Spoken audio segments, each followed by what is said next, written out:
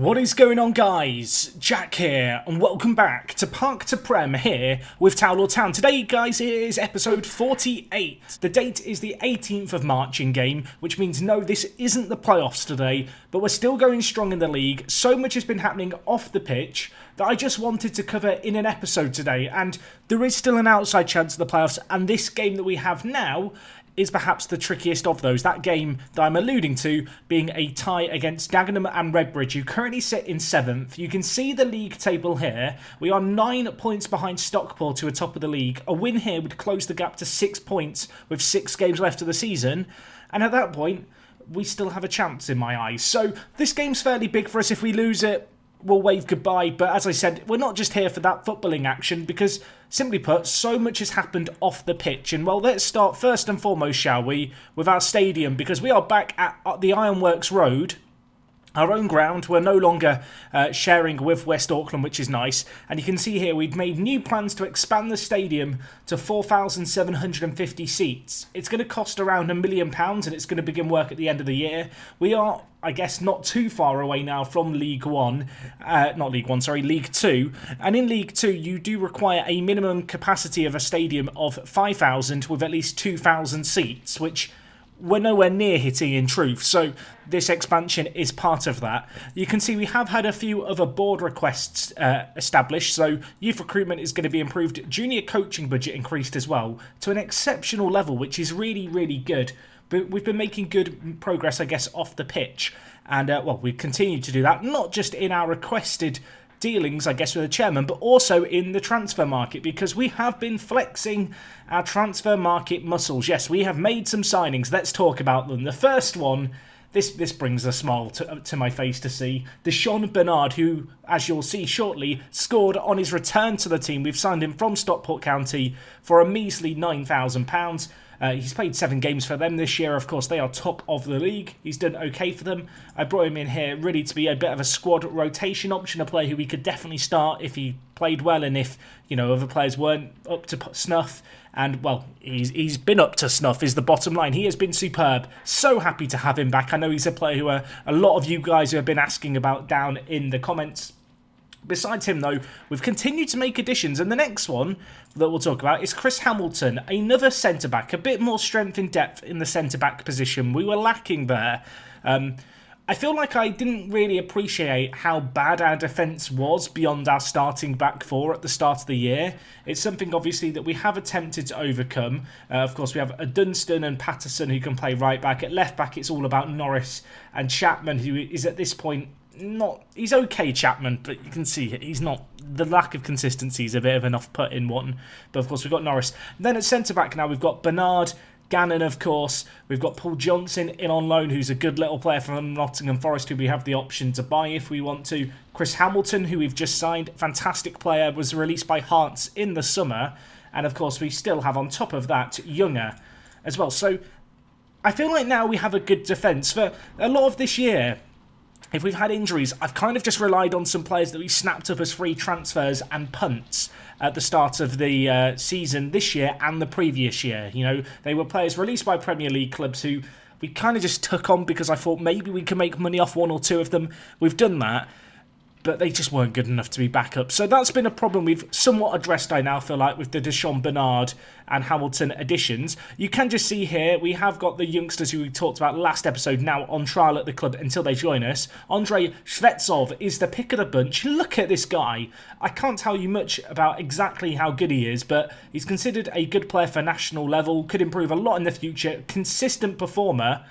He's 16 years old, everyone. He isn't actually signing for us for a year and a half, so the wait continues, but that does leave me quite excited. But yes, you can probably see here a few players who were in the first team who I have now just demoted down to the under-23s. Good young players in their own right, but the reality is they just weren't good enough backups. So I feel like defensively, we're in a much better position now. Bernard has played superbly as part of a back four next to Gannon, which is great. He really has slotted in, and you can see he's played.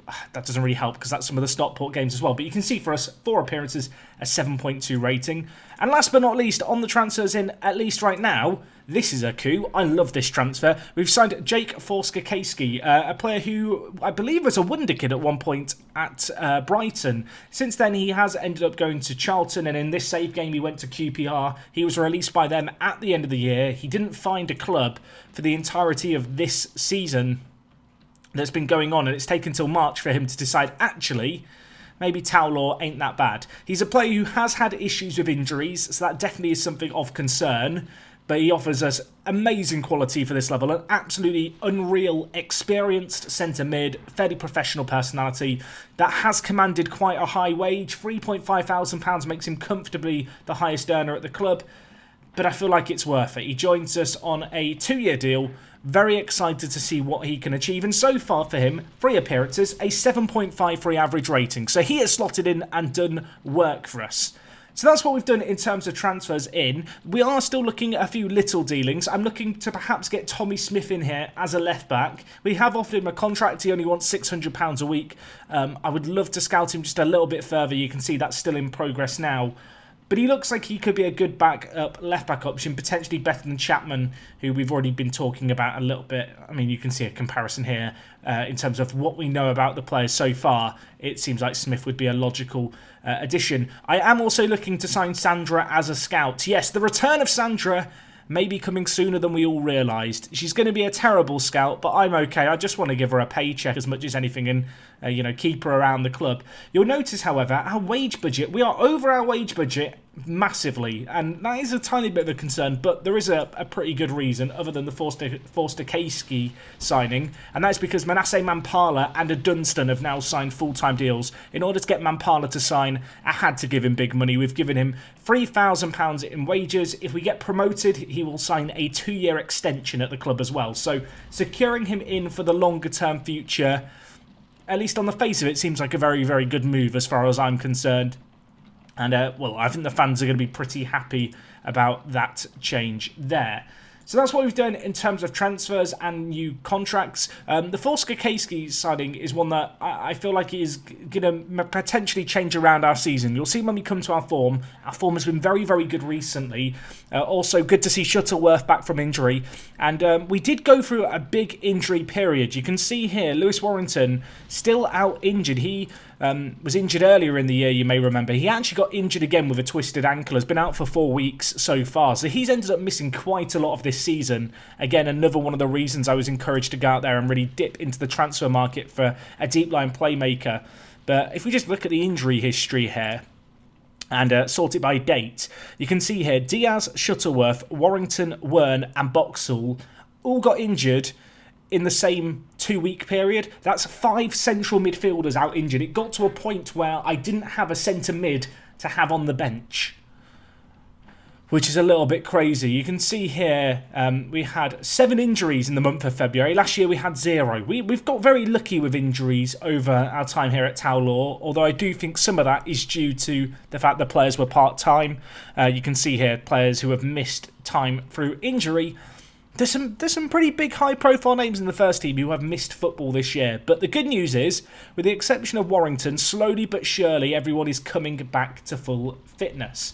In a little bit of more off-the-pitch news, if we just look at affiliates here, we have signed an affiliate ship, is that the word? Affiliation? That's definitely the word. With Cardiff. Really, really good one this. A championship side, of course, in their own right. Cardiff, a exceptional team, paying us not the greatest annual fee, but we'll have the option to loan some of their players. And they're a team that have pretty good training facilities, pretty good youth facilities, currently predicted to finish 8th. They're in the process of a board takeover, so let's hope that their new board doesn't terminate our link-up, because I do feel like we can massively benefit from this.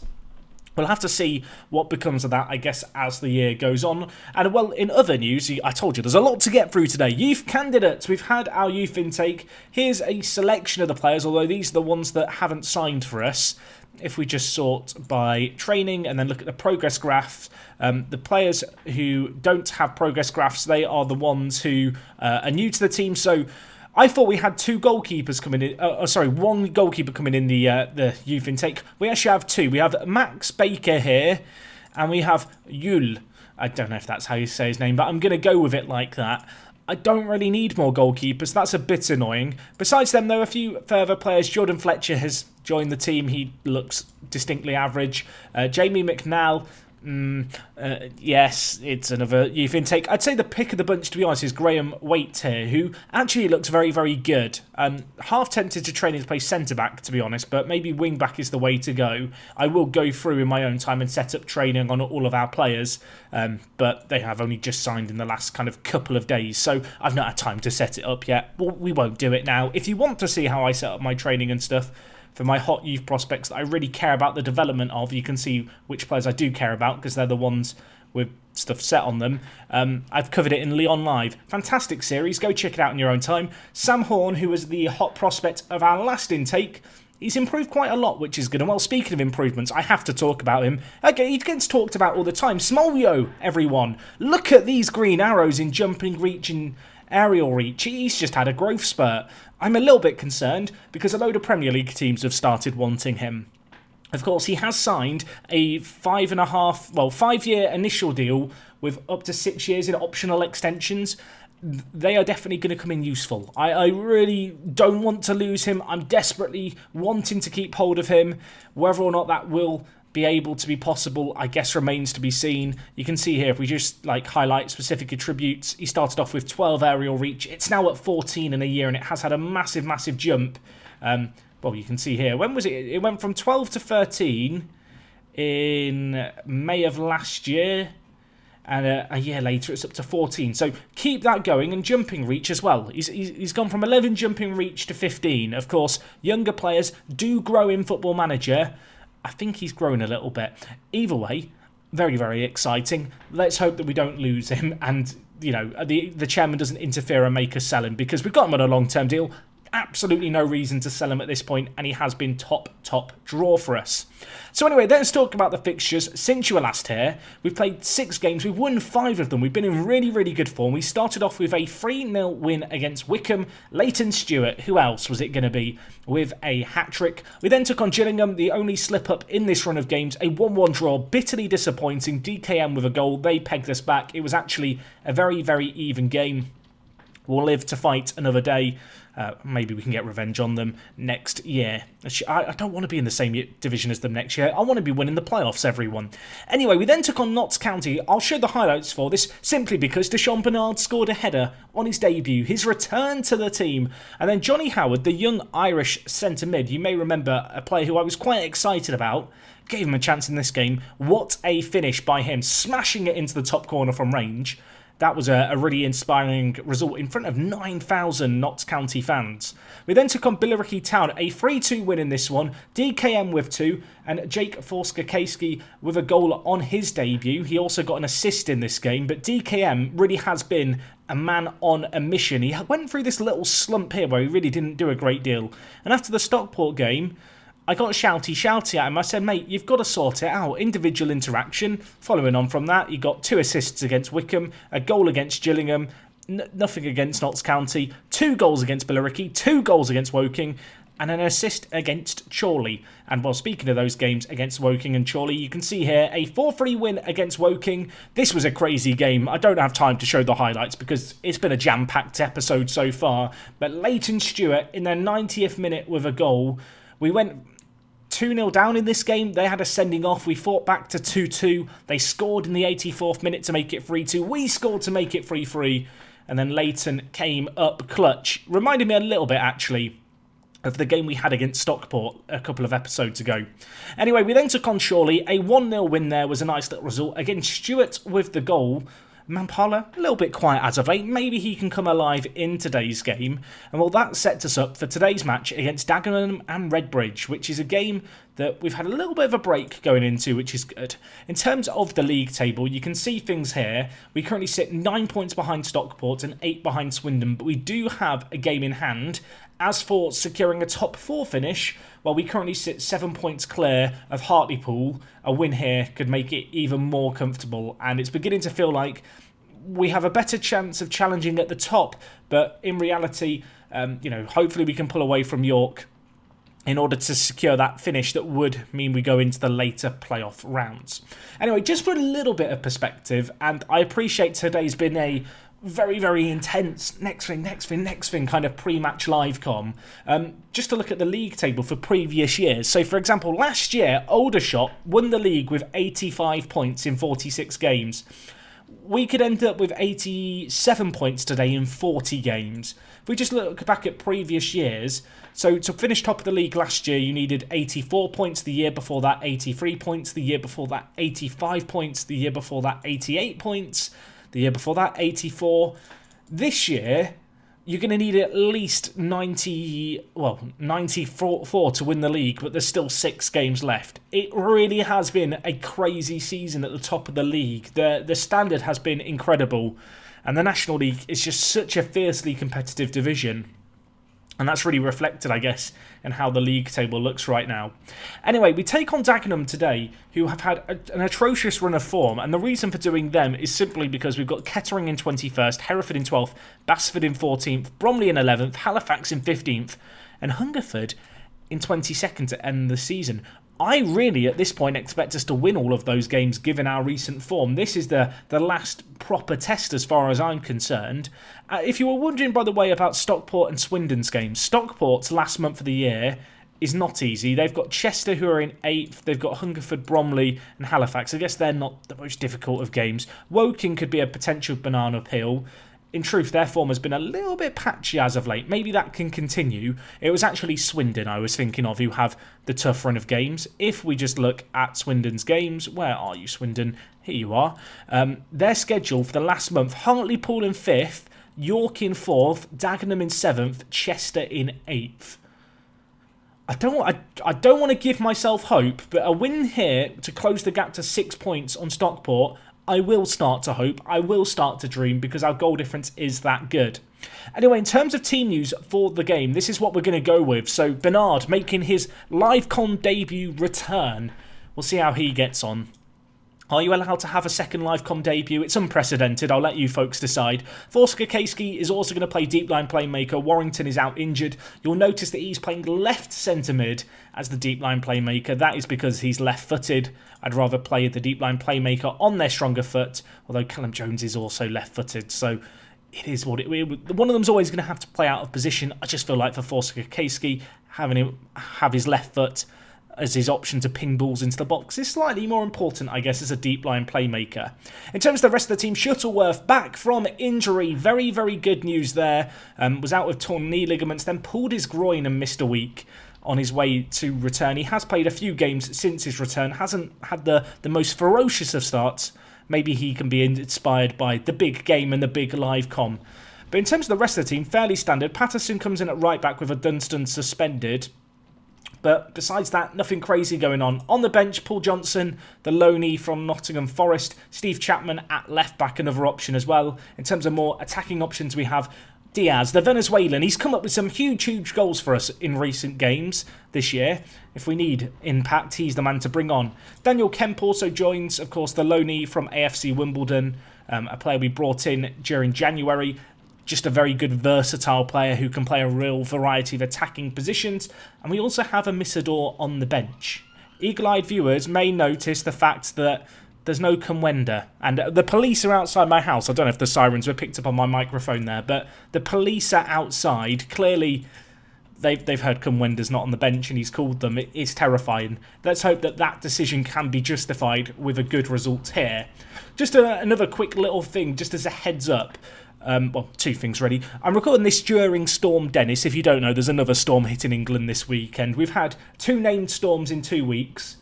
Gotta love climate change. The other little thing is that next week I'm away on holiday. So as a result of that, I'm recording ahead of schedule from this episode onwards. So I won't necessarily be able to react to your comments right away in terms of in videos of the stuff that people ask about. It might not be possible simply because to me, Stuart scores a great goal. To me, it's more important to make sure that you guys get a video every day than that I record them day after day so that you guys can, I can react to your feedback. That might sound weird. I feel like more people would be upset if there wasn't videos versus if I can't acknowledge certain comments at certain points. Don't worry, I will still read all the comments. I'll reply to them as I do and try to do here on YouTube.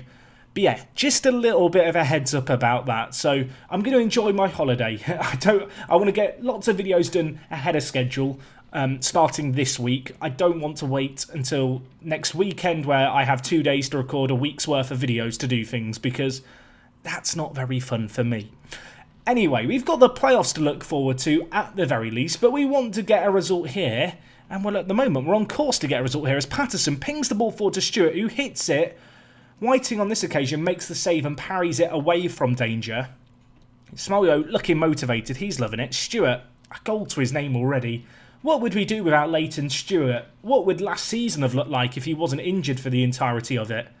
So many questions that we'll never know the answers to. I'm going to tell the players I'm not happy with the performance, even though secretly I'm quite content with it. We've limited their opportunities, just not getting that second goal, which could prove crucial as they have a chance and hit the woodwork.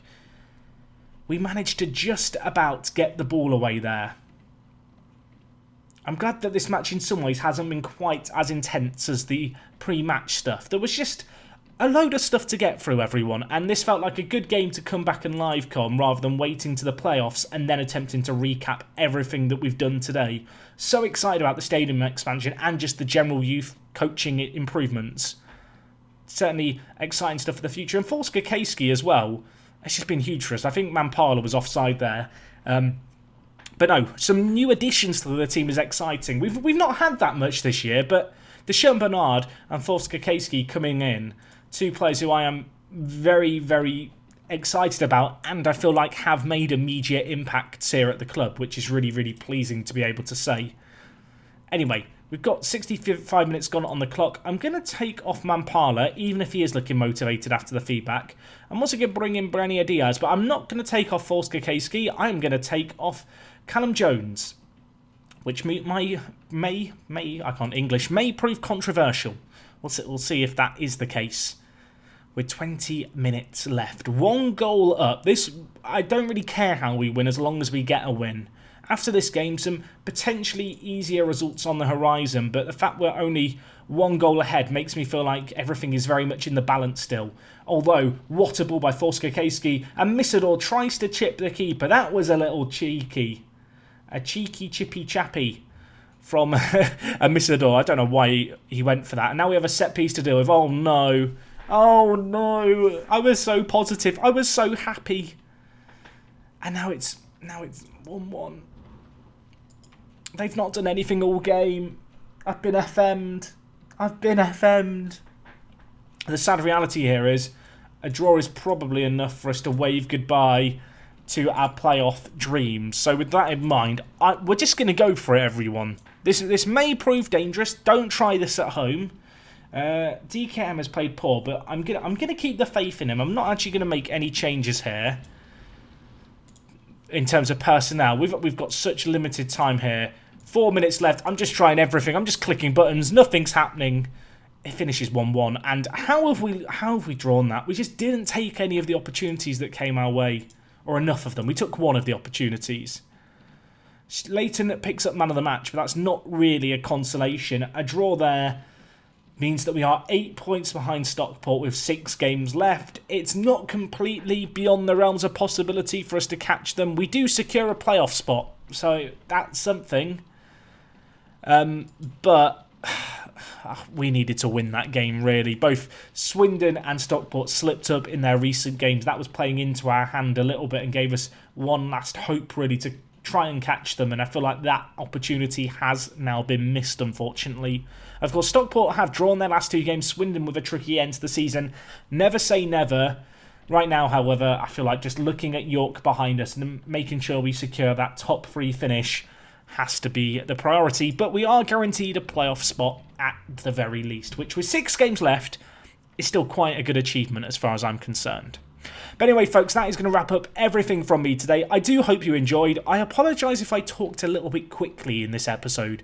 Thinking back, I was very excited. There was so much to get through. I hope you were able to keep track of my mind just splurging and recalling everything that's been going on. It's been quite intense, but it's only going to get more intense now. We have the playoffs tomorrow. I hope to see you guys for it. If you have enjoyed this video, do drop a like on it. I'll see you again soon. It's me, Jack, and I'll talk to you guys in a bit.